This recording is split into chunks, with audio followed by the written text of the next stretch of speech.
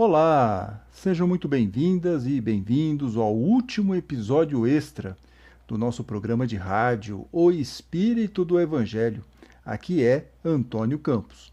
E este é o último programa bônus, porque na semana que vem, na próxima quarta-feira, dia 3 de março, iniciamos a segunda temporada do podcast O Espírito do Evangelho.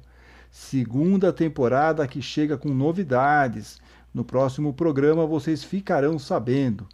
E traremos para o primeiro episódio inédito uma entrevista exclusiva com o professor biblista Pedro Lima Vasconcelos sobre o Evangelho de João, um dos evangelhos mais simbólicos, mais profundos que nós temos lá no Novo Testamento. Vai ser não só uma retomada dos programas, mas também celebraremos um ano de podcast. No dia 11 de março de 2020, começamos a jornada com o episódio Ser Cristão e o caso envolvendo o Dr. Drauzio Varela, em que defendemos a conduta cristã do Dr. Drauzio, que é ateu, ao dar um abraço na presa Suzy, e causou maior confusão, críticas de muitos que até se dizem cristãos, né?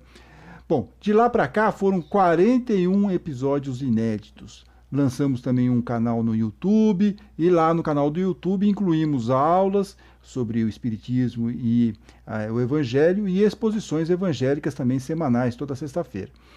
Alguns dos episódios do podcast nós conseguimos destacar nesses 2 meses de programação especial de férias, mas outros, como, por exemplo, Meu Mentor Me Deu um Toque, ou O que Falamos Mostra do que o Nosso Coração Está Cheio. Outro episódio, A Fina Arte de Mandar a Tristeza Embora. Outro, Como Não Cair na Malha Fina Espiritual. Também fizemos um duplo aqui, Fake News Espirituais. E a humanidade tem jeito? Essa é uma grande questão, né? A humanidade tem jeito? Todos esses programas, infelizmente, eles não puderam ser contemplados aqui nesse período de férias, mas estão à disposição nos tocadores de áudio e na playlist do canal no YouTube. Fica aí o convite para vocês ouvirem pela primeira vez ou assistirem novamente algum desses 41 episódios de 2020. Bem, mas hoje nós vamos encerrar esse período de férias revendo trechos de 2 programas que parecem não ter algo em comum à primeira vista. Um é a espiritualidade dos animais, que foi de longe o programa mais ouvido do podcast no ano passado. O outro programa é como alcançar a paz neste mundo e na convivência diária, né? 2 temas que, em princípio, não teriam nenhuma ligação.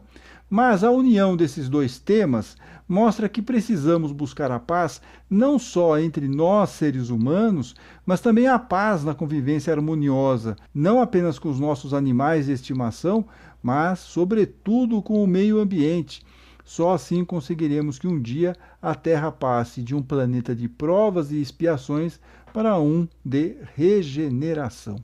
No primeiro bloco de hoje, sobre a espiritualidade dos animais, nós vamos ouvir a doutora Suraya Aissami, que é veterinária, palestrante espírita, dirigente no Centro Espírita Caminho da Luz, aqui em São Paulo, e uma estudiosa do tema espiritualidade dos animais. A entrevista com a doutora Suraya foi ao ar nos programas 38 e 39. No segundo bloco do programa de hoje, ouviremos trechos da conversa sobre a paz que tivemos nos episódios 40 e 41 com Maher Hassan Musleh, que é psicólogo clínico, mestre em psicologia social, psicodramatista com formação em terapia de casal e autor do livro que será a base da nossa conversa, Comunicação Pacífica, a arte de viver em paz. Então, no próximo bloco, a espiritualidade dos animais.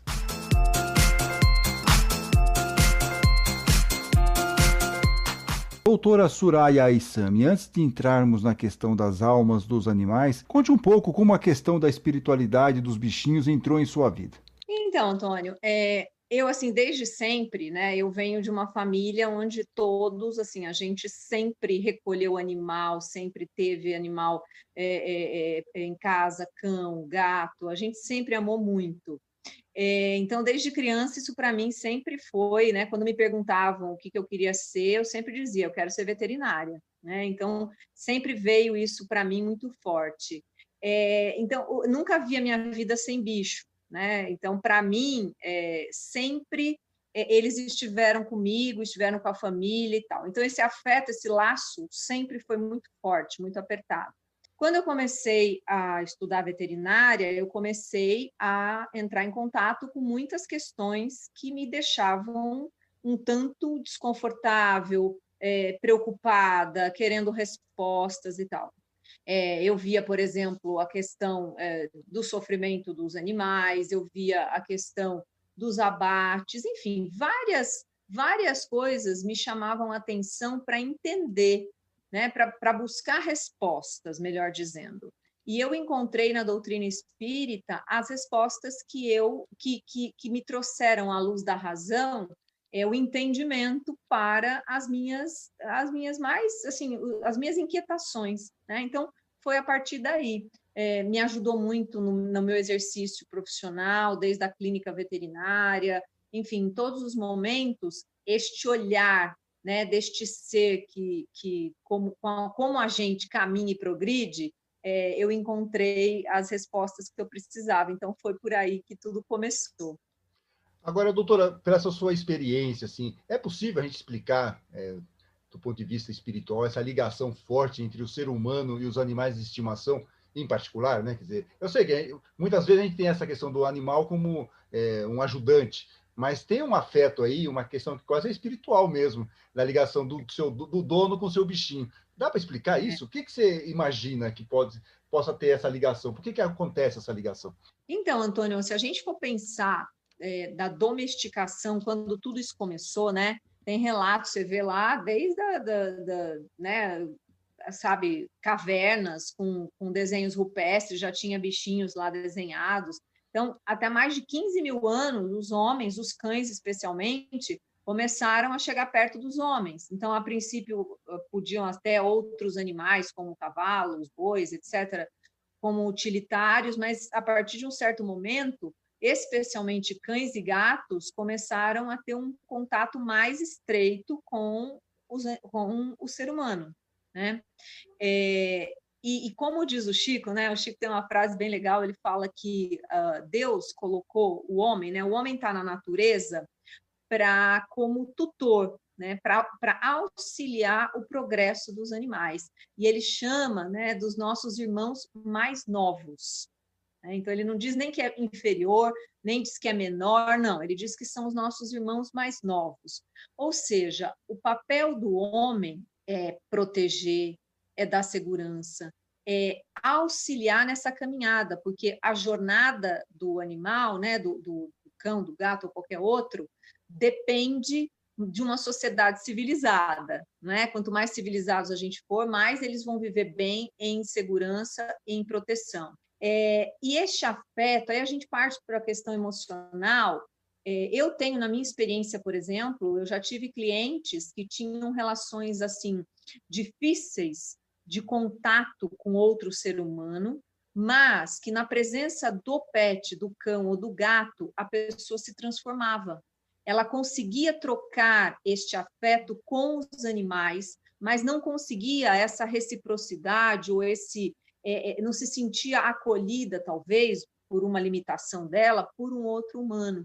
Então, os animais, eles abrem algumas gavetinhas no nosso emocional. Eu tenho uma experiência, por exemplo, com pet terapia, né? A gente tem um projeto que a gente visita hospitais, abrigos de crianças em vulnerabilidade social, lar de idosos e tal, onde a gente leva os animais para brincar, para passar a mão, para dar risada, para jogar bolinha, etc. E é impressionante, Antônio, como assim, a gente tem o feedback depois das pessoas, dos psicólogos, dos assistentes sociais que estão ali no dia a dia com essas pessoas e mostram, né, dizem para a gente, olha, tal criança, depois da visita dos cães, mudou completamente o seu modo de se relacionar com os outros humanos.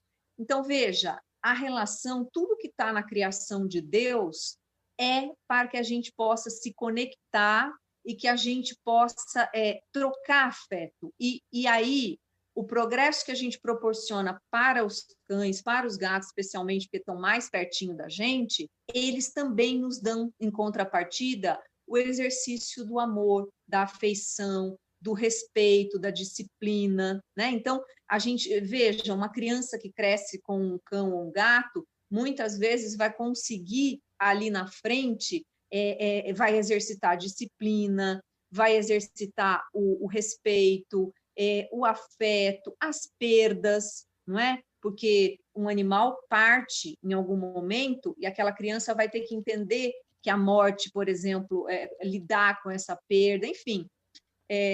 Eu acho que, como diz o Chico, né, pega o carona aí nele, né, são os nossos irmãos mais novos e que certamente têm um papel fundamental aí na nossa vida, né, com certeza. Não, e isso que você falou de trocar afeto, e é isso mesmo, é uma troca, né? De alguma forma, nós também temos aí, damos algo para os nossos bichinhos e também recebemos algo em troca, e essa relação é que é uma relação muito bonita e prazerosa.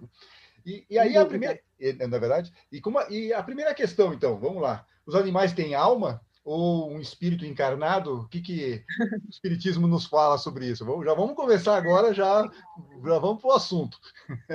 Vamos lá. Então, assim, ó, é legal porque a gente tem muito material a respeito, né? Então, se você vai lá, para aqueles que gostam de estudar, e sugiro aí para os nossos ouvintes que façam isso, a gente aqui vai dar um breve, a gente vai despertar o interesse, né? E você, se você quiser se aprofundar, a gente tem aí a bibliografia que o Antônio já passou, vai passar aí para vocês e tal.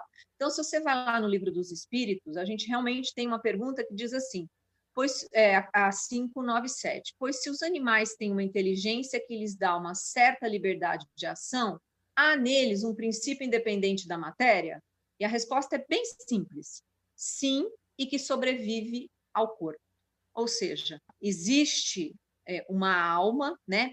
É diferente, a gente vai falar mais para frente, é diferente em termos evolutivos do espírito com letra maiúscula, que muitos de vocês que gostam de estudar o espiritismo já conhecem que existe uma diferença ali nos textos para identificar o espírito quando no reino hominal, né? Mas existe sim, o princípio é o mesmo. A mesma fonte criadora tem aí, proporciona e traz essa resposta para a gente. Então, sobrevive. E na Gênese, Antônio, diz assim, ó: a verdadeira vida do animal, tal como a do homem, não se encontra no envoltório corporal, está no princípio inteligente que pré-existe e sobrevive ao corpo, né? Então, mais claro impossível. Tá? Então, existe sim. Então, para a gente ter essa noção de que ali já existe um indivíduo, uma alma, individuado que vai fazer, que está numa progressão evolutiva. Agora, o nível evolutivo desse espírito, ele não é igual ao do homem, ele é um pouquinho inferior, até pela frase que você colocou do Chico, são nossos irmãos mais novos. Então, a gente está um pouquinho mais adiantado em relação aos nossos bichinhos. Agora, a alma dos animais também procede desse princípio inteligente, como a do homem? Imagino que sim, mas o que o Livro dos Espíritos nos fala? Assim, sim, com certeza. A pergunta, como você colocou, né? Esse princípio inteligente sai da mesma fonte criadora. Só que existe uma distância, como o Livro dos Espíritos diz, que entre a alma do animal e a nossa, né? Como a nossa para de Deus. Ou seja, os animais, eles estão no reino animal, tá? O princípio inteligente, ele vai estagiando por todos os reinos. Ainda não existe uma individualidade. Por exemplo, não sou eu, Soraya, que fui um gato ou um cachorro, mas o princípio inteligente que vai estagiando, progredindo em todos os reinos, vai naquele salto, né, naquela mudança que vai acontecer, que a gente não sabe exatamente quanto tempo leva, se são bilhões, enfim, a gente não tem essa noção, mas que este princípio inteligente é só ver um cão e um gato, por exemplo, ou sei lá, um golfinho, um elefante, animais extremamente inteligentes, que você percebe que já existe a onda mental ela não é continuada, por isso não tem um raciocínio lógico, mas existem fragmentos de ondas mentais, porque as atitudes são muito inteligentes, né? A gente vai falar um pouquinho a respeito disso.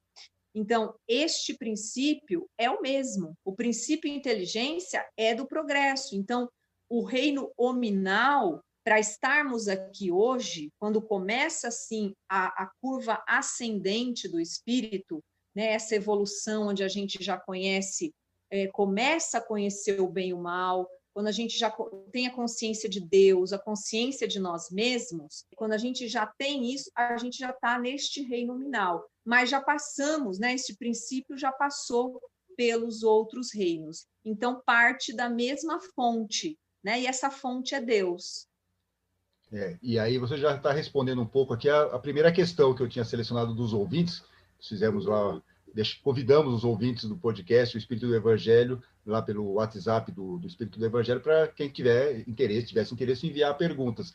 E a ouvinte Ana Maria Estevam perguntou aqui para nós se, como espírito, nós já animamos os animais em nossa evolução. Então, pela sua resposta, em algum momento, no passado distante, nós já animamos aí algum animal em nossa evolução espiritual. E eu acho que aqui também vale a pena só fazer um parênteses, porque tem muita confusão, que muitas pessoas acham que hoje eu sou humano, amanhã eu posso reencarnar num gato. Isso não existe dentro da doutrina espírita. É sempre uma questão de progresso, né? Então vamos por parte. Primeiro, a questão que ela colocou, se a gente animou um animal. É Ana, né, que você falou? Ana Maria Estevam. Ana Maria.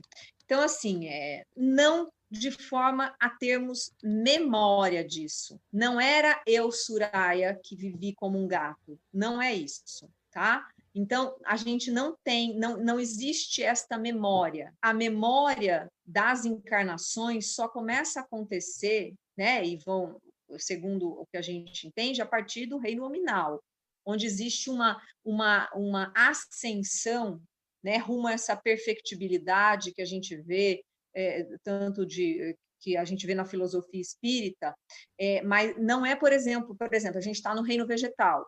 Eu não fui uma pedra lá de Ubatuba, ou no mineral, né? No vegetal, a árvore lá da floresta amazônica. Não é isso. O princípio inteligente estagiou por todos estes reinos. Quando ele quando muda a chave e ele entra no reino animal, que dura aí bilhões, que a gente não sabe explicar ainda, talvez a nossa inteligência ainda não permita acessar todas essas respostas, né? A gente tem o livro dos Espíritos nos dá essa, né? Vocês não teriam ainda condição de entender algumas coisas. Então, é nesse sentido. A outra questão dela, que você perguntou, que é a questão de retornar como um animal. Mente psicose, que se chama. Né? A mente em psicose é admitida, por exemplo, pelo budismo, né? Algumas vertentes dentro do budismo, ou de algumas outras filosofias orientais e tal, admitem a mente em psicose. A doutrina espírita não, porque a doutrina espírita entende uma lei de progresso.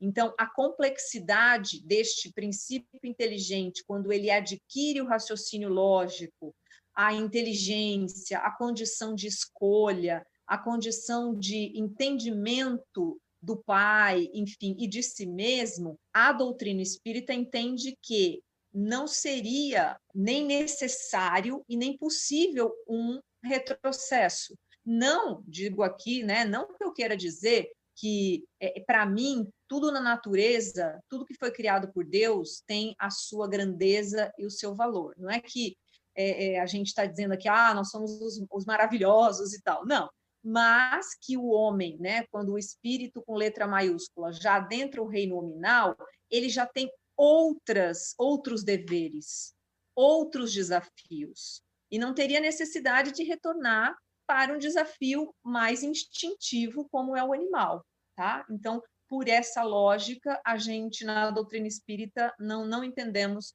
a mente em psicose como possível. Legal. Então não adianta a gente querer fazer terapia de vida passada e saber que tipo de animal nós fomos lá no passado, nem saber que cachorrinho que nós fomos. Esquece. Não vai por esse lado, exatamente. Não vai adiantar. Não vai adiantar.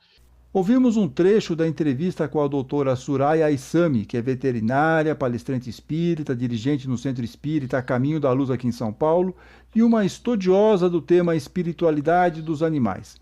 A entrevista com a doutora Suraya foi ao ar nos programas 38 e 39 e ela abordou, por exemplo, entre outros temas, se as almas dos animais vão para uma colônia espiritual, se os animais passam por provas e expiações e a relação entre os bichinhos, né, os pets, e os seus tutores. Vale muito a pena rever essa entrevista. No próximo bloco, ouviremos um trecho da conversa com o psicólogo Maher Hassan Musleh sobre a paz.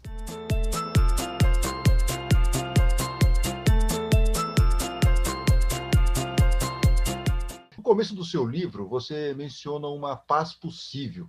Essa paz é alcançável ou realmente a paz não é deste mundo, como eu fiz uma ironia aí no começo do programa? Olha, na verdade, há muitas pessoas mesmo, Antônio, que acham que a paz não é possível, que a paz é uma coisa, quase uma coisa ligada à religião, algo ideológico, algo que é bonito de falar, mas que de fato isso nunca vai existir na humanidade. Eu contesto e acho que a paz é a única saída para a humanidade se desenvolver e se aprimorar de forma mais igualitária, de forma mais inteligente e de forma mais linear. Eu acho que enquanto a gente não depositar, não acreditar e não acreditar na paz, a gente vai continuar sofrendo muito, com muita desigualdade, com muita violência, porque a desigualdade é a prima de primeiro grau da violência. Então, realmente tem um lado a ser construído, tem um caminho, Antônio, a ser trilhado para a gente alcançar a paz, sim, né? Então, o que a gente vai ter que fazer, e o que eu espero que hoje, nessa nossa conversa, a gente consiga, pelo menos, deixar aí umas sementes para que as pessoas possam usufruir delas e saírem pelos seus quintais de relacionamento, plantando essas sementes e oxalá que elas possam frutificar, produzir novas sementes para que novas pessoas possam multiplicar essa ideia que para mim parece ser a única saída para a humanidade.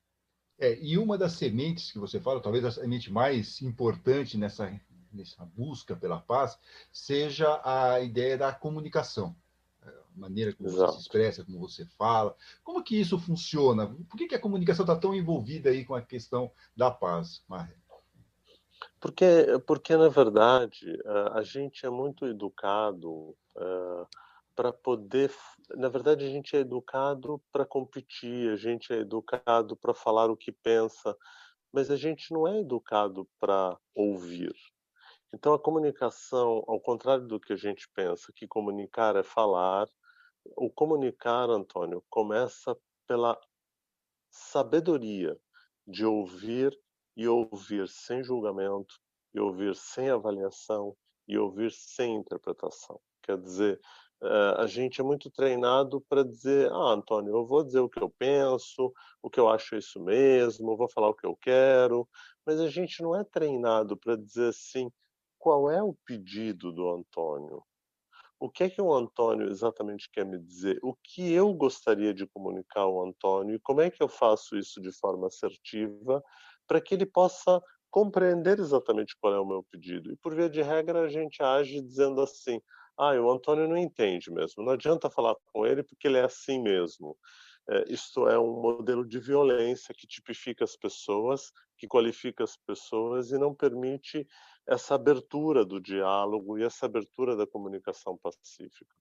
Você estava falando isso, eu estava me lembrando do psicólogo, o Carl Rogers, que ele tinha muito essa questão de... Inclusive, ele é utilizado muito no CVV, no Centro de Valorização da Vida, porque você falou assim, você não pode julgar, você tem que ver, perceber o sentimento do outro, né? Você está aberto para poder conversar com aquela pessoa, mas sem julgamento e sem dar palpite, sem dar conselho, mas você tem que estar meio desarmado para poder conversar com essa pessoa, que faz todo sentido, principalmente para o CVV, Centro de Valorização da Vida, quer dizer, a pessoa não vai ligar lá, poxa, eu estou passando por uma depressão, vai lavar a roupa no tanque, né? Não pode, você tem que ser fofinho na hora de você estar conversando com uma pessoa que está em busca de um auxílio, uma conversa que seja fraterna para aquele momento de tensão que ela está vivendo. E acho que isso passa muito pela sua, pelo menos por essa primeira resposta que você deu, essa segunda resposta, sobre esse lado de nós termos estarmos com um pouco o nosso espírito mais desarmado na hora de conversarmos com uma outra pessoa e tentar entender aquele sentimento que aquela pessoa está tentando transmitir de alguma forma. Às vezes a pessoa pode estar num dia péssimo, né? E aí você já está fazendo um pré-julgamento que a pessoa é insuportável. Então tem todas essas características aí que dificultam muito a comunicação entre as pessoas, né? Esse pré-julgamento, como você falou. E você sabe, Antônio, em cima do que você está falando, tem um aspecto muito importante, assim, para a gente pensar. Porque o grande problema, ou a grande questão, e aqui quando eu uso a palavra problema, eu quero que fique claro que problema significa uma equação a ser resolvida, né? O problema sempre é bem-vindo quando a gente entende que é uma equação que a gente precisa sentar e resolver. Então, a primeira coisa que a gente precisa fazer para estabelecer um processo de paz é aprender a expressar o nosso sentimento. E normalmente a gente não faz isso, a gente corre rapidamente para o julgamento. Então é preciso que eu diga, por exemplo, Antônio, quando você fala comigo desta forma, ou quando você se refere a mim desta maneira, eu, Maher, me sinto desrespeitado. Veja você, por via de regra eu vou dizer, nossa, Antônio, mas como você é estúpido, né? Pelo amor de Deus, né? Que é isso? Trocou a ferradura hoje? A nossa comunicação vai um pouco por esse caminho, sabe? Nossa, mas que ridículo isso. Ou então a gente chega para você e fala assim, escuta, que camisa é essa que você pôs hoje? Nossa, tá um horror.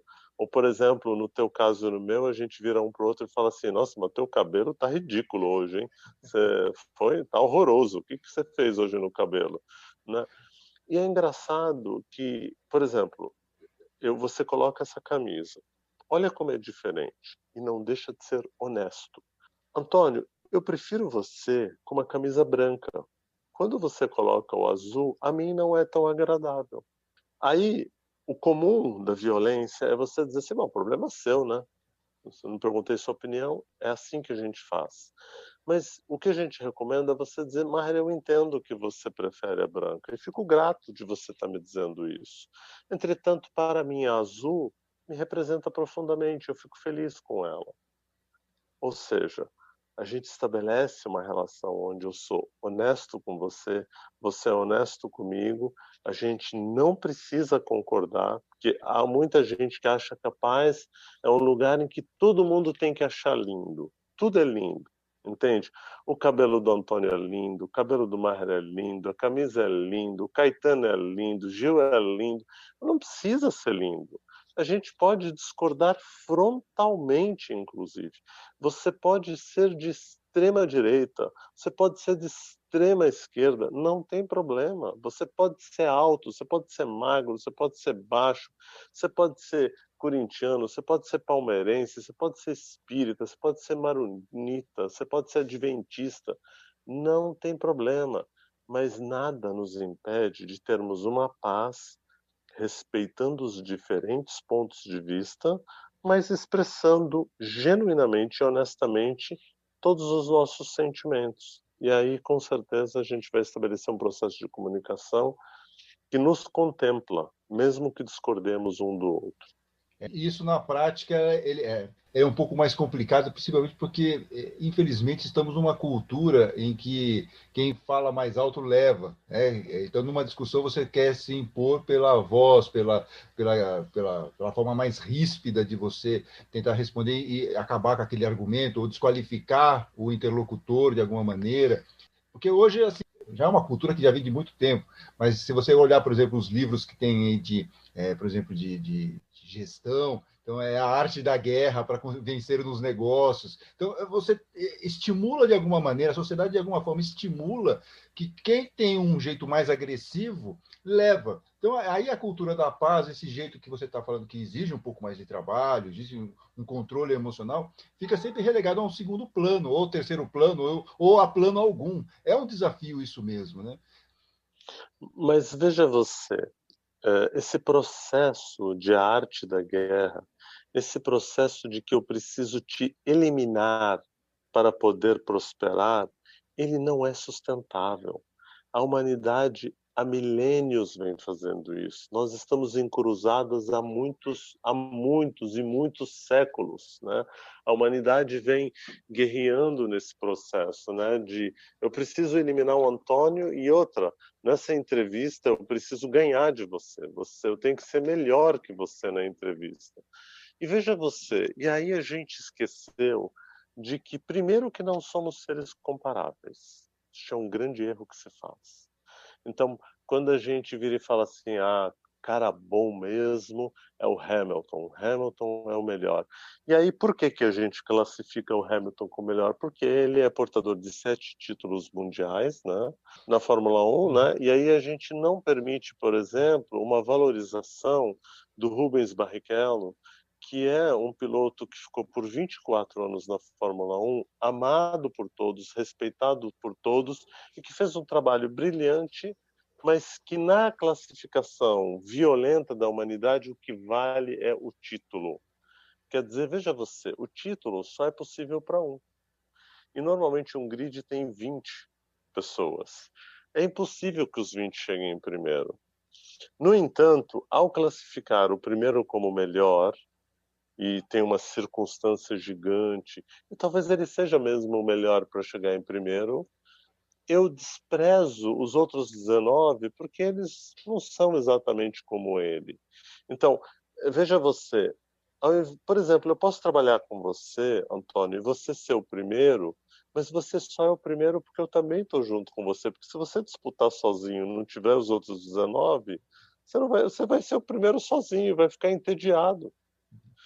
Há uma relação na construção da sociedade que as pessoas não entenderam que o faxineiro é tão importante e é mais importante em determinado momento para aquele brilhante neurocirurgião que, se não tiver o faxineiro que cuide daquela sala e que deixe ela 100% desinfectada e bem limpa e bem arrumada, de nada adianta todo o talento do neurocirurgião, porque uma infecção ali será letal para o paciente.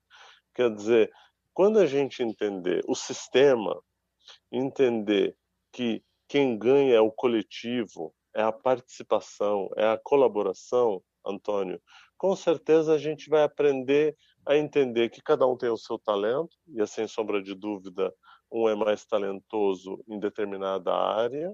No entanto, isso não precisa desqualificar o outro, apenas respeitá-lo e ver qual é a contribuição que ele traz para a gente. Eu me lembro do Senna pedindo para o Alan Prost voltar, porque ele dizia que ele tinha perdido a referência que motivava ele.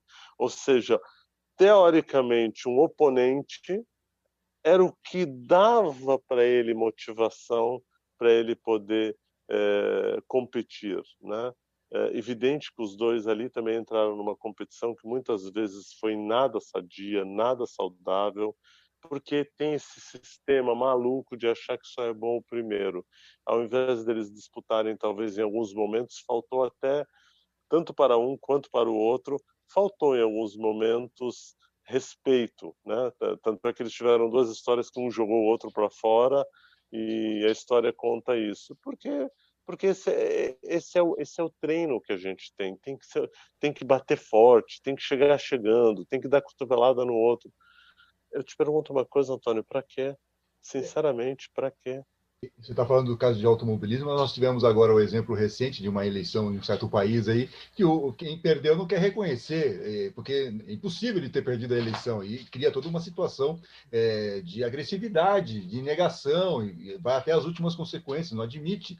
E isso eu acho também é muito complicado, você não admitir que, às vezes, tem pessoas que são melhores, né? E aí você tentar buscar o quê? Uma harmonia. Perdi, tudo bem, sigamos o jogo, né? Mas às vezes as pessoas gostam até do conflito para não passar que perdi.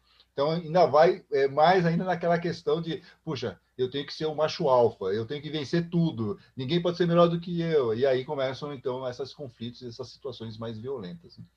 E claro que isso vai adoecendo a nossa mente, né? Porque aí a gente passa a ficar possuído pelo poder, e a gente pode ficar excessivamente narcisista, excessivamente dono da verdade. Então, eu não posso admitir que numa disputa com o Antônio eu perdi, né?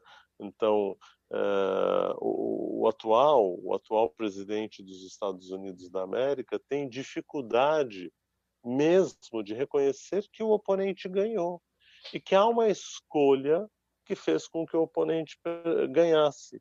E esse é o grande drama, porque, principalmente em política, tem esse grande drama, porque a vitória e a derrota, ela é parte de um processo em que, em tese, né, o povo está fazendo uma escolha limpa, e aí a nossa dificuldade é de aceitar o resultado. Quando eu digo em tese, porque a gente ficaria um dia só falando das manipulações, das adulterações, e de como você cria notícias falsas, que também é exatamente um processo de violência, porque quando eu crio uma notícia falsa ao seu respeito, quando eu adultero o teu pensamento, quando eu manipulo a sua fala, isso também é violência, percebe?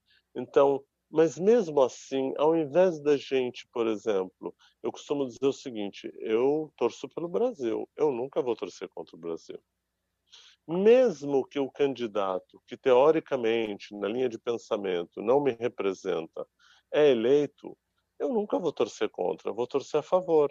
Eu só não vou torcer a favor se ele tiver construindo pensamentos, atitudes que violam o direito civil das pessoas e que desqualifica ou discrimina pessoas. Aí eu vou me posicionar de uma forma pacífica, contrário à atitude dele. Eu nunca vou querer desejar o mal à pessoa dele, mas eu quero me manifestar contrário à atitude dele. Eu vou dizer, quando ele age desta forma, isso não nos representa e isso não faz bem para a sociedade. E aí o que acontece na política, essa política que elege presidentes e tudo mais, é que normalmente as pessoas excitam a população para que ela duele, para que possa vencer um lado ou outro. E, no entanto, as pessoas nem se percebem que elas estão sendo divididas para facilitar a governância, e elas não percebem que elas estão duelando com seus irmãos, com brasileiros iguais a elas. E elas poderiam ter conversas incríveis sobre o tema. Imagina dizer, olha, realmente este pensamento, esta linha dentro da economia, ou dentro do direito internacional, ou dentro da diplomacia, ou dentro da preservação da mata, eu tenho um pensamento assim, eu tenho assado, e vamos juntos construir um pensamento e eleger aquele que naquele momento demonstra ter mais qualificação para aquilo. Ah, mas todos os políticos são corruptos. Bom, então vamos nós nos posicionar de uma forma ética, correta, e não vamos aceitar a corrupção como um modelo. Então a gente vai dizer assim, nós não vamos mais cometer corrupção e nós não queremos mais que os nossos políticos cometam corrupção. E para isso a gente vai se manifestar favoravelmente a este ou aquele modelo para poder transformar isso. E tudo isso que eu estou te falando, Antônio, sem dar um tiro, sem agredir uma pessoa, sem atirar uma pedra e sem fazer nada, apenas na comunicação pacífica e numa marcha pacífica, como brilhantemente o Gandhi fez e conseguiu vencer a melhor forma uma batalha contra o domínio inglês sem ofender qualquer inglês. O tempo inteiro se posicionando de forma pacífica. Eu acho que é possível sim, e a gente tem que marchar para isso todos os dias. Para mim, esta é uma missão. Eu não vou desistir da paz, Antônio, nunca. E a violência não me suporta, porque eu enfrento ela todos os dias eu enfrento ela pacificamente. Eu não quero derrotar a violência, eu quero transformá-la numa ação pacífica. E a ação pacífica pode ser adquirida de algumas maneiras, inclusive seguindo alguns exemplos que o Maher nos contou há pouco. Mas existe um livro que o Maher menciona em sua obra que o impactou profundamente, que é a comunicação não violenta, do psicólogo estadunidense Marshall Rosenberg. Esse livro é um clássico para quem quer melhorar a maneira de interagir com outras pessoas dentro de uma ideia de alcançar a paz. No YouTube, o canal ItSeg explica de forma sintética e bem didática o que é a comunicação não violenta e como podemos aplicá-la em nossas vidas. Vamos ouvir. Ao nos comunicarmos, podemos fazer de duas formas: aos gritos, ofensas e com críticas, ou de forma clara, assertiva e sem julgamentos. Quando escolhemos a primeira opção, o resultado é quase sempre o mesmo: frustração de ambos os lados. Mas ao escolhermos a segunda opção, estamos praticando a CNV, comunicação não violenta. A CNV propõe uma nova maneira de nos expressarmos e, com isso, deixarmos nossas mensagens mais claras. Afinal, por trás de cada mensagem existem necessidades individuais ou coletivas. Por exemplo, dizer algo como: "Você é meio lento, hein? Não aprende nada." Dessa forma, outra pessoa não vai entender sua mensagem e ainda pode gerar um novo conflito. Mas se mudarmos para: "Sinto que você não presta atenção nas coisas que eu digo e isso me faz pensar no tempo que eu estou dedicando a te ensinar. Soa bem melhor, certo?" Ao tomarmos cuidado com a maneira de nos expressar, aprendemos que grande parte das vezes que ficamos nervosos com alguém, na verdade estamos frustrados com algo em relação a nós mesmos, e isso gera diversos sentimentos negativos. Melhorar a nossa comunicação é essencial para fortalecer laços e ter bons relacionamentos. E aí, como você está se comunicando ultimamente? A pergunta é ótima. Como estamos nos comunicando atualmente?